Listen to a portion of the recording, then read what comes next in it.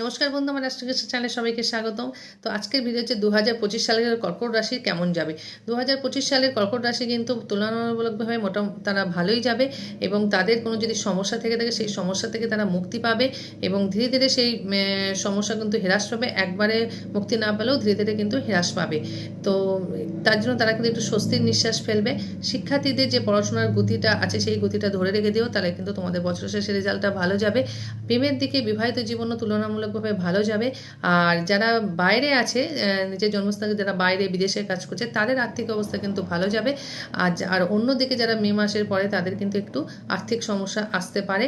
তো সেটা ভয়ের কোনো কারণ নেই, খুব যে সমস্যা আসবে তা না।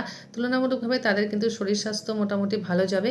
আর একটু আর্থিক দিয়ে যে সমস্যাটা বলছি, যারা দেশে যারা আয় করছে, তাদের যে সমস্যা হবে ধীরে ধীরে কিন্তু সেটা ঠিক হয়ে যাবে। ভিডিওটা ভালো লাগলে অবশ্যই লাইক কমেন্ট শেয়ার করুন।